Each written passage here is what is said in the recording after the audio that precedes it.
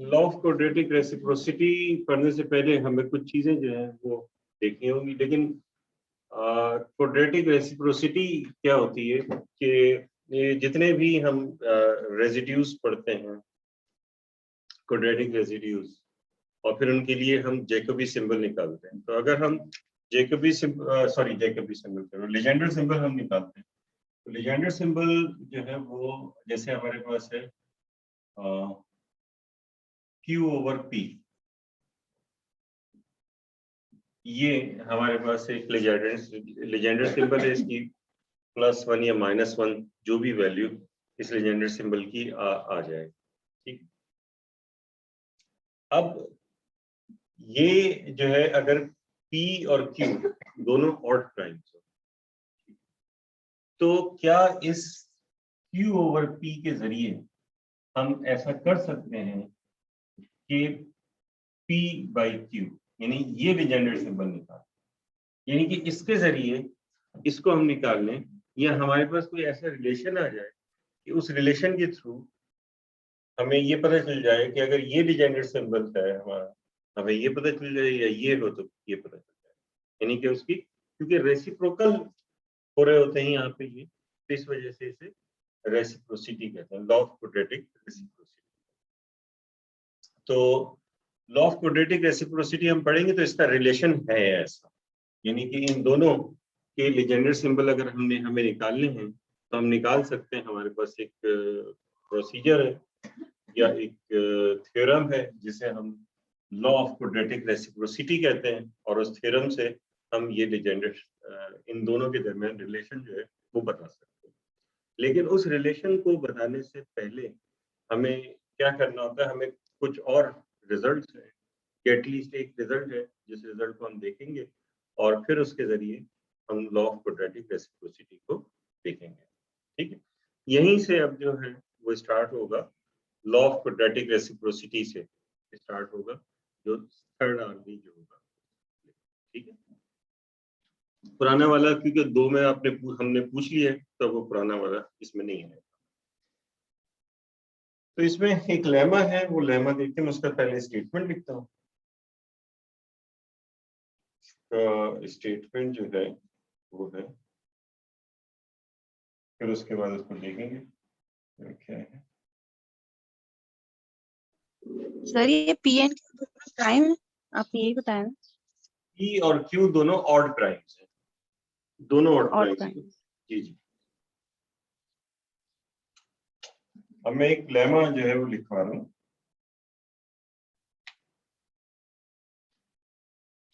Lemma है,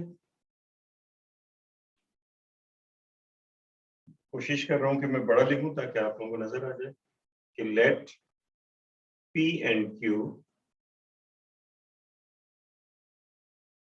B distinct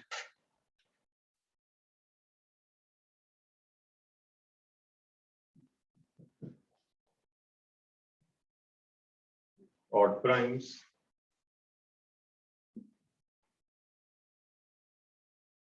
then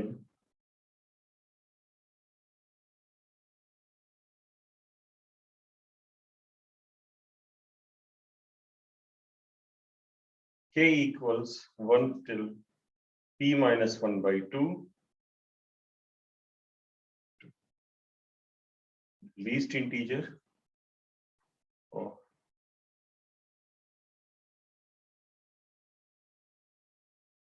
kq upon p plus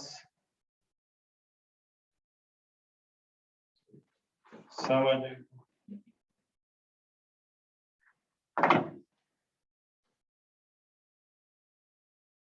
k is equal to 1 to q minus 1 by 2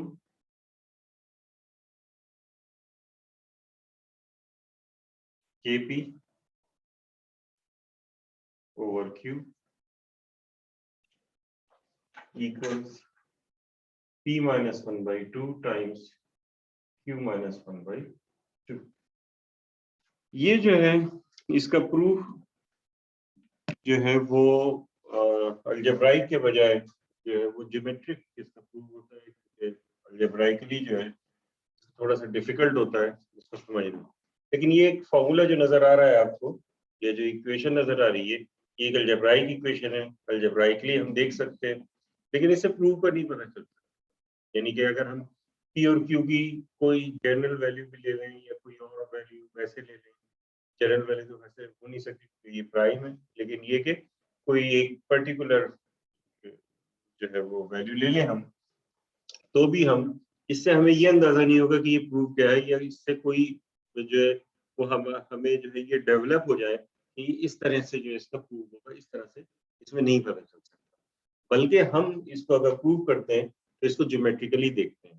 ठीक है, तो पहले तो हम ये देख लेते हैं कि दो वैल्यूज के लिए अलजेब्राइकली ये क्या होता है, और फिर उसके बाद उन्हीं दो वैल्यूज के लिए हम ज्योमेट्रिकली देखेंगे, और फिर उस ज्योमेट्रिकली उसको देखने के बाद इसका ज्योमेट्रिक प्रूव जो है ज्योमेट्रिकली इसको प्रूव करेंगे। तो पहले तो हम ये ऐसा करते हैं कि इसको टेस्ट करते हैं। ठीक, p इज इक्वल टू दो वैल्यूज ले लेते हैं, 5 और 7 ले लेते हैं, मतलब दो कोई से भी ऑड प्राइम होंगे, डिस्टिंक्ट ऑड प्राइम है, क्योंकि ये लिखा हुआ है डिस्टिंक्ट ऑड प्राइम है, तो एक जैसे जो है वो नहीं ले सकते।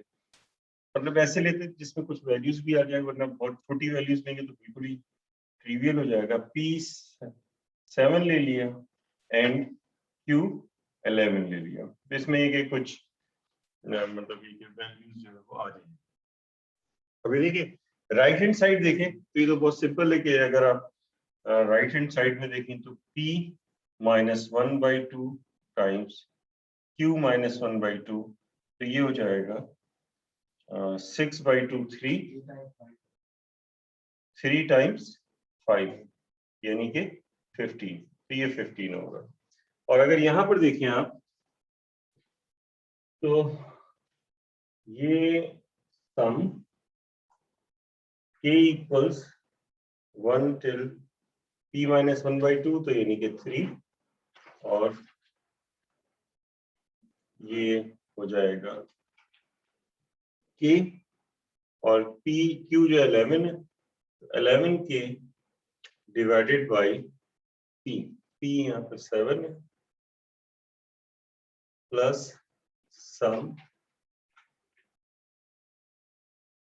k इक्वल्स 1 till 5, और ये k 11p जो है वो 7 है, 7k ओवर 11। अब देखिए इसको देख लेते हैं, ये जब k की वैल्यू 1 होगी, k की वैल्यू 1 होगी, ये हो जाएगा 11/7।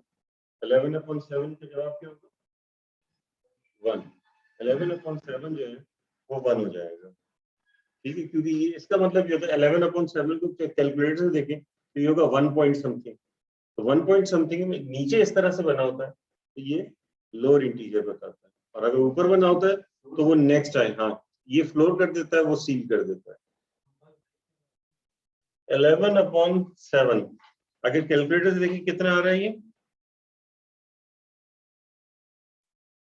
1.57, तो 1.57 आ रहा है, तो इसको राउंड नहीं करते बल्कि इसको लोअर इंटीजर पे ले आते हैं।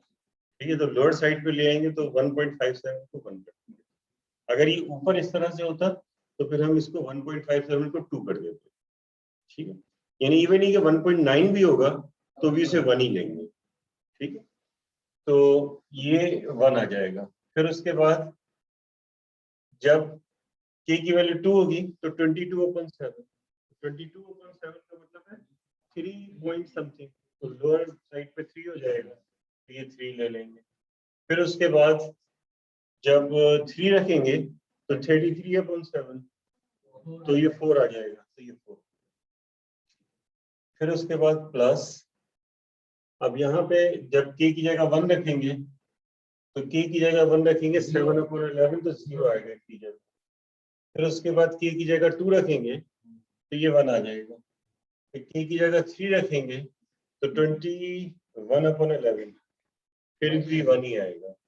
और फिर k की जगह जब 4 रखेंगे तो फिर 2 आ जाएगा। और फिर k की जगह जब हम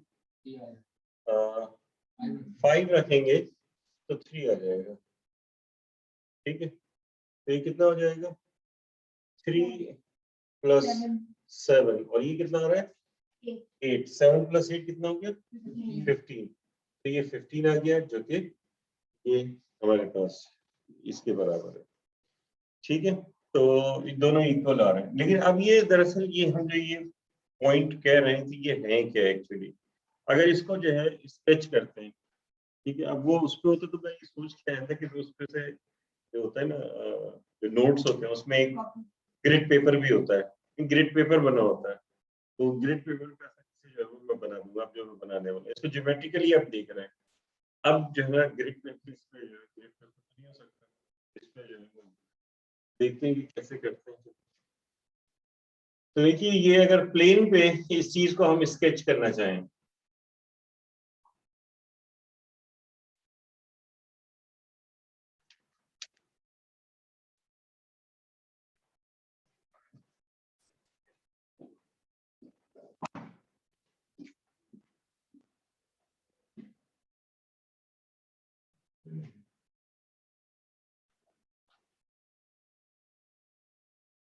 ठीक है। तो ये जो हमें नजर आ रहा है 11 के ओवर 7, ठीक है।